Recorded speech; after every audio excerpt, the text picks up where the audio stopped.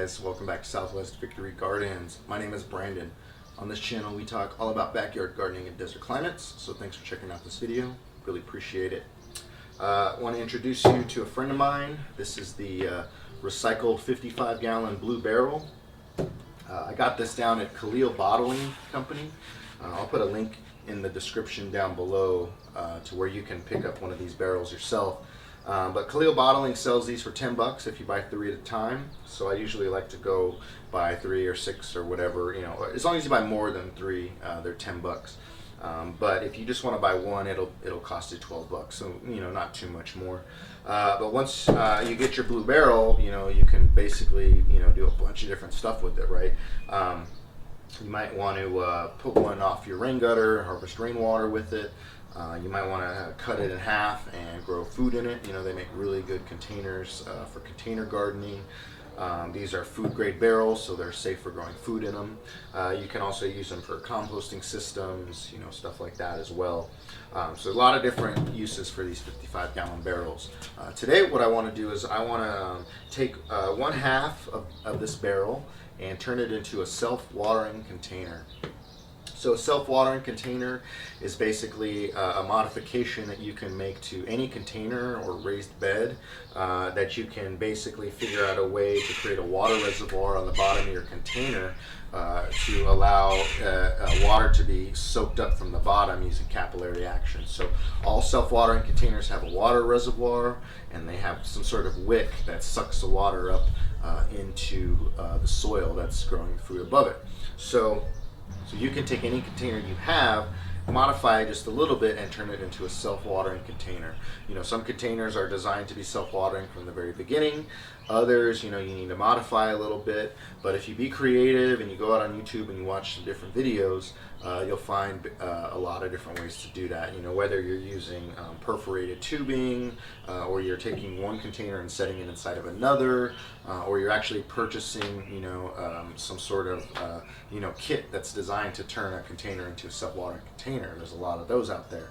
However you want to do it, there's just a ton of different ways. So what I want to do today is show you a way that's sort of a modification of a way that I learned from another local gardener here in town, a Sonora desert grower. His name's Sotero, and he has what he calls a sub-irrigated planter using large 150-gallon Rubbermaid tubs.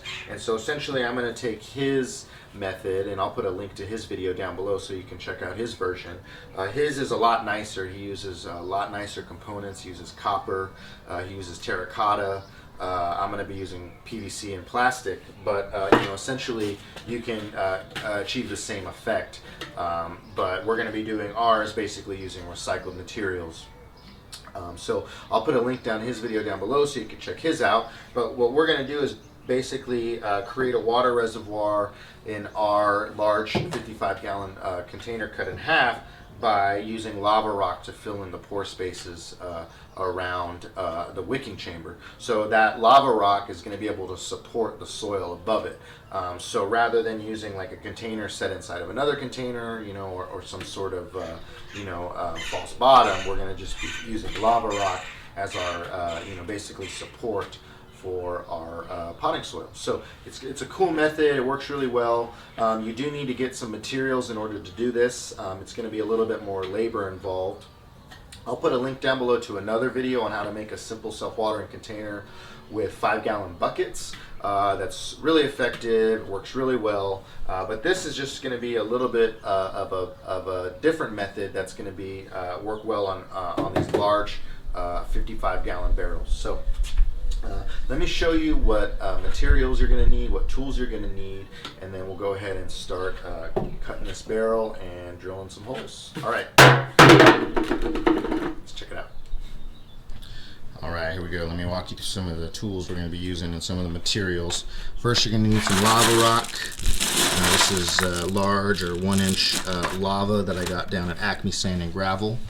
You can buy this by the bag at EcoGrow as well if you don't need that much of it. You know, so go ahead and get it wherever you like. You're going to need a small bucket. I'm using a 2-gallon paint bucket. This is an old bucket that I just had lying around, so I'm going to go ahead and use that. Like I said, you could use terracotta or something like that if you wanted to go a little bit more heavy duty. Again, we got our 55-gallon blue barrel. Looks like it was Monster Energy flavor, so if you know anyone named Kyle, they might like that. You could probably get them a whole bucket if you want. I'm going to use a drill with the small bit that I'm going to drill some holes in here, but I'm also going to need a hole saw bit. So I'm using a Uniseal for this. A Uniseal is basically, it's a really cool way to, modify barrels and turn them into, rain buckets, or, basically connect them in some way using PVC. So Uniseals are a really great tool to make a watertight seal without having to, use bulkheads or anything like that. So this, costs, a buck or two, whereas like a bulkhead would cost you, like almost $10. So in order to put that in, I'm going to need a hole saw. Every Uniseal has a hole saw size that matches up with it. I'll put a little a Uniseal chart down below so you can match up your hole saw with your Uniseal. So if you use a bigger or smaller pipe than I'm using, you can match that up. So this is a 3/4 inch Uniseal for a 3/4 inch pipe. And in order to put that in, I'm going to use a 1 1/4 inch hole saw. So if you're using like a 1-inch Uniseal, you'd probably use a 1 3/4 inch hole saw bit for that. So anyways, I'll put the chart down below. So I have a small piece of 3/4 inch pipe. This is going to be my drain pipe. And then I have a larger piece of PVC that's about, I think that's 1 1/4 inch. I don't know, I can't really tell. And I cut some notches down below in it. In order to cut notches and cut my pipe, I use just a hacksaw. And so you're going to need a hacksaw as well, but you don't see that pictured here. Now to cut the barrel, I'm going to use a jigsaw. You can use maybe a sawzall or even a handsaw if you want. But I think the jigsaw makes a nice clean cut and it goes pretty fast. It's pretty efficient. So I like to use the jigsaw, and I'm going to use just a Sharpie to mark my barrel. So I also have measuring tape. I'm going to measure up my barrel, mark it, cut it, and then we'll make those holes and all of that. So let's show you how to do that really quickly. Boop. All right, here we go. We're going to go ahead and get this barrel marked up so we can go ahead and cut it. So what you want to do is make marks about 17.5 inches from the bottom of the barrel. So you're going to measure up 17.5 inches, make a mark. You're going to turn the barrel a little bit and make more marks, and you're just going to keep doing that all the way around the barrel, as many as you can. Then you're going to flip the barrel and do the same thing. Make marks, and the more marks you make, the straighter your line's going to be. So that's up to you. Once you get all the way around the barrel, go ahead and turn the barrel on its side and try and draw as straight as possible a line in between your marks. It doesn't have to be, perfectly straight like a laser, but, as straight as possible, and just, use the marks as your guide, and you should be pretty good to go. Once you got that line all the way around, go ahead and strap on a mask and drill a pilot hole somewhere along that line to get your blade started. Once you get that going, it's pretty easy from here. Just follow along the line as straight as possible, pulling the barrel towards you to make the cutting just a little bit easier. Every once in a while you might stop and readjust and pull the barrel back, move the barrel up, and then pull it back towards you some more, but it's pretty easy from here.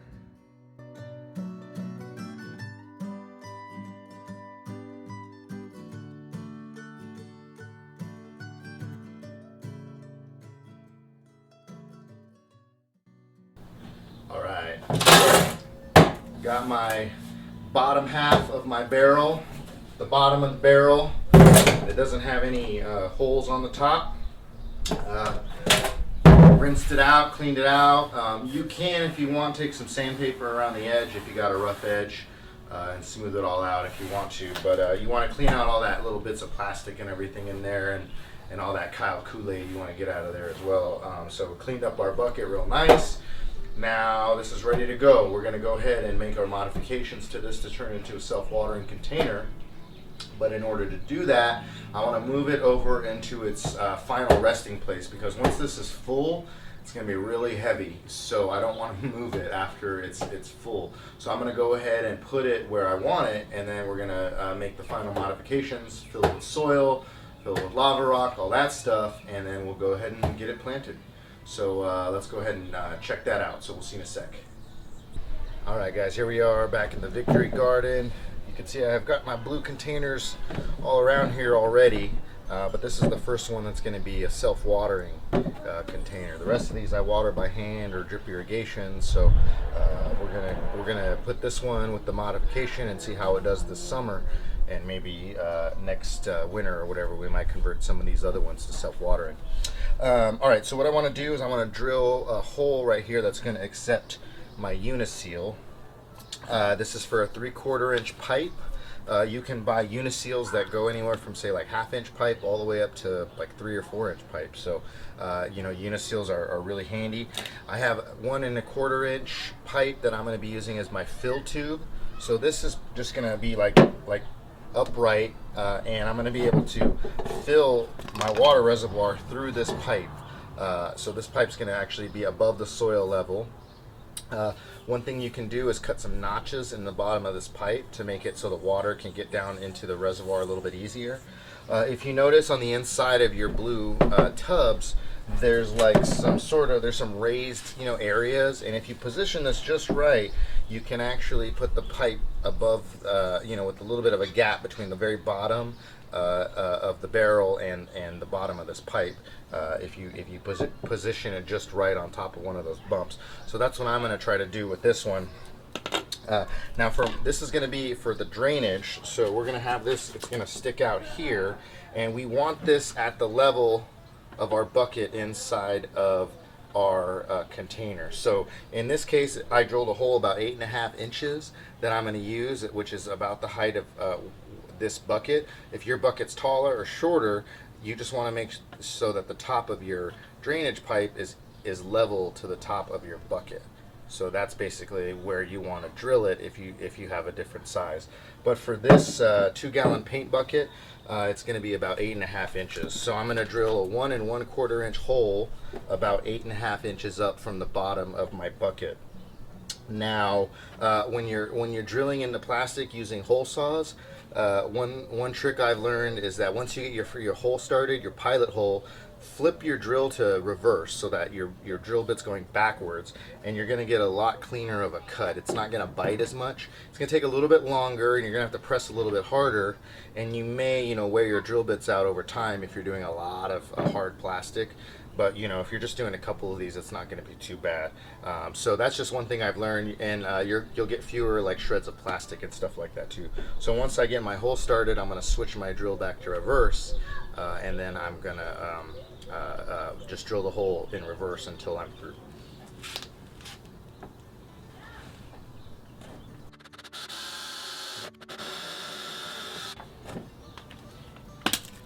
All right, there it is. So if you want, you could take a reamer in there and clean that out and make it nice and smooth. You could use a razor blade or something like that too.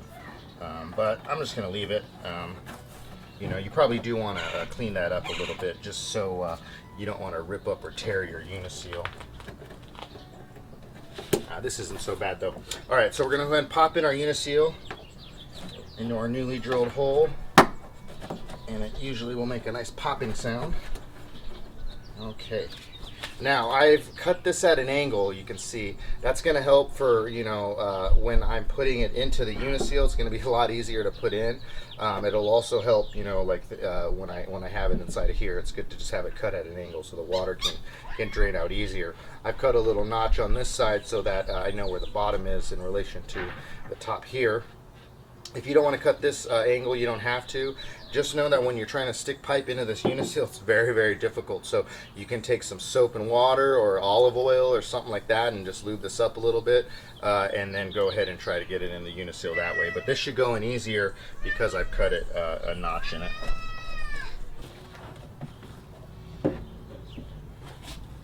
All right, so I have my wicking chamber, my 2-gallon bucket that I drilled a whole bunch of holes in it, like Swiss cheese. Not sure if you can see all those holes. And I'm gonna try to put that right in the center. That's kind of right where I want it. And so I think I could put this in just a little bit more.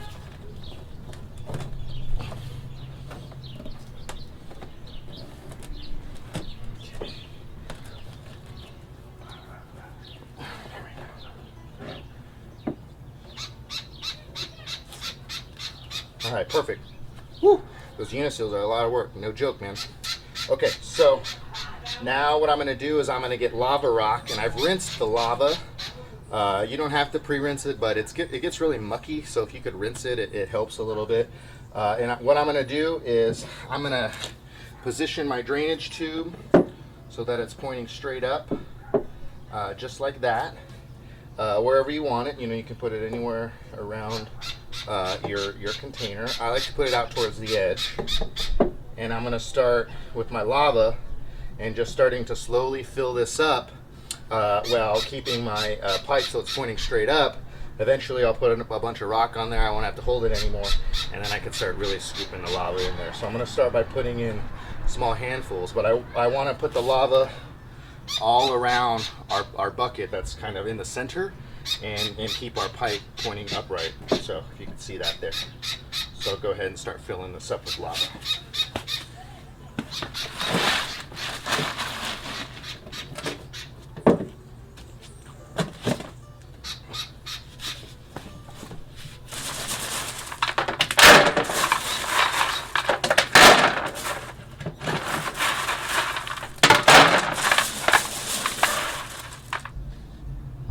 Alright, I forgot to hit record, of course, when I filled this up. Let me just show you how I filled it. Alright, so we got the bucket in the center, and we got our pipe right here on the side. This is going to be our filled pipe. We're going to fill water into here. And here's our drain pipe. And you can see it's right at the level of the top of our bucket.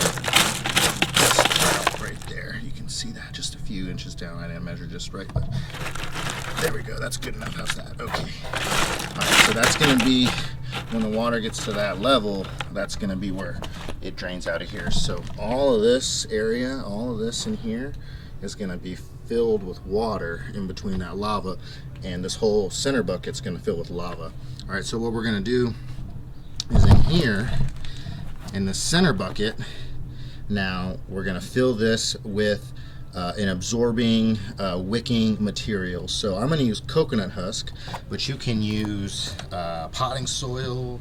You can use any kind of wicking material. You can use old balled up cotton shirts, anything that soaks up water. You could put in here. But what we want to do is, this is going to be sitting in water, so we want it to soak the water up and soak the water up into our potting soil. All right. The other thing I'm going to do is I cut a little piece of, pardon my camera here, I cut a little piece of fabric, of weed barrier fabric, and I'm going to put that just around my bucket like that, and before I put my soil in there. So I'm going to get this all situated, and then I'm going to put my coconut husk in here, and I'm going to show you what that looks like. So check that out in just a second. Alright, so there it is. Got it filled with the coconut husk, and really hard we push down into the reservoir so that coconut gets really compacted in here, nice and compacted. What I'm going to do is actually mix the potting soil sort of into this layer right here, so it's not going to just be like one layer of coconut and then the potting soil like in two layers. I'm actually going to blend it together so it sort of like acts like a wick, just a little bit better. All right. So how this works is we fill this with water until the reservoir is full. How do you know when it's full? Water's going to start pouring out of here. This is your overflow. All right. Once water starts pouring out of here, you're done. You don't need to water. And then what's going to happen is that bucket that's sitting down here in the water is going to start to soak the water up, and it's going to go into the potting mix that's all in here. All right. So let's go ahead and fill this with potting soil, and we'll even put a little plant in there, and we'll fill it up, and we'll be done. So let's check that out.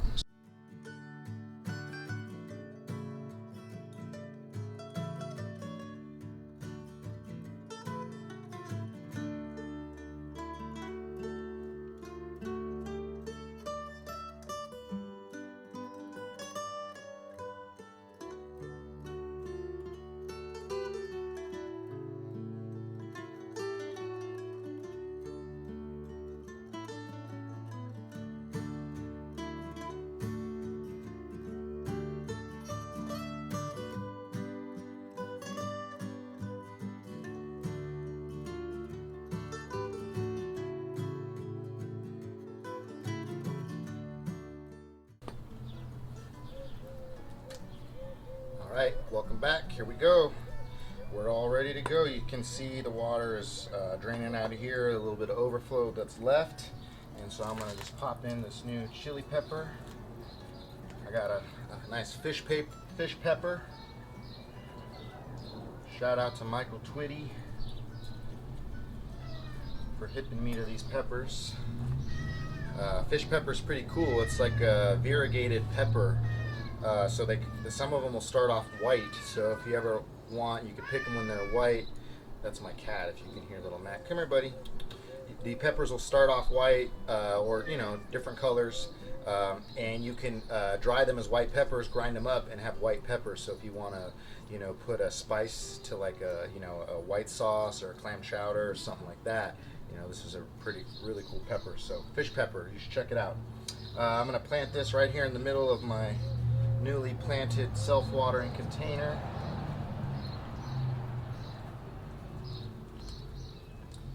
And I'll probably sprinkle some flower seeds around here too, so that it's not all by itself. Peppers like to have some buddies.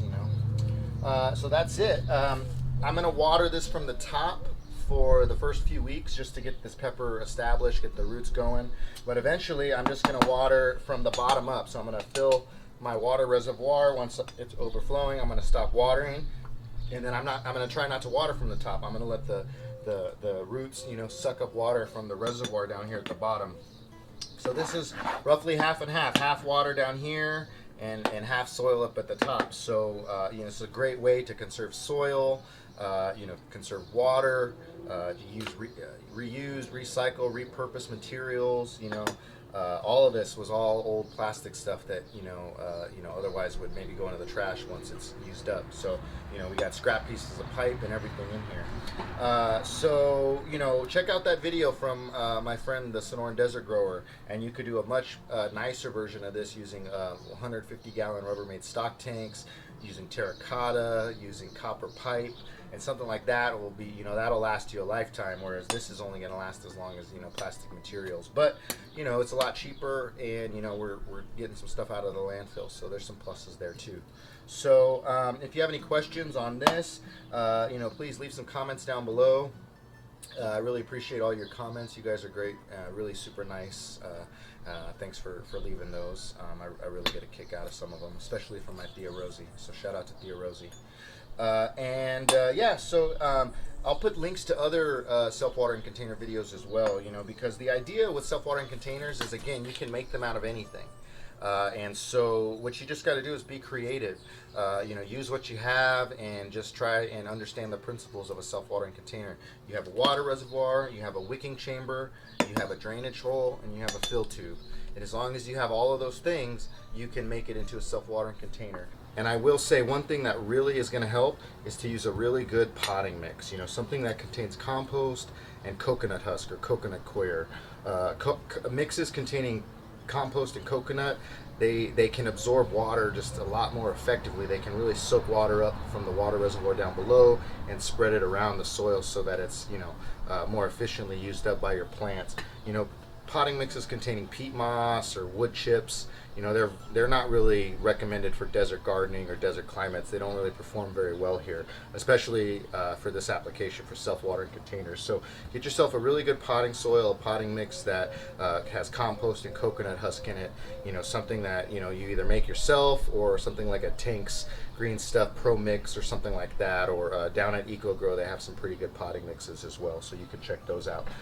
So alright guys, I really appreciate you checking out this video. It was a fun one, and I think we'll do some more self-watering container videos in the future, showing you different ways to do it. But this way is relatively simple, straightforward, and easy to do. As long as you got the materials lying around, it's pretty cheap as well. So all right, and if you have any questions, again, just leave those comments down below, and we'll check you out in the next video. Really appreciate it. See you next time, guys. Bye.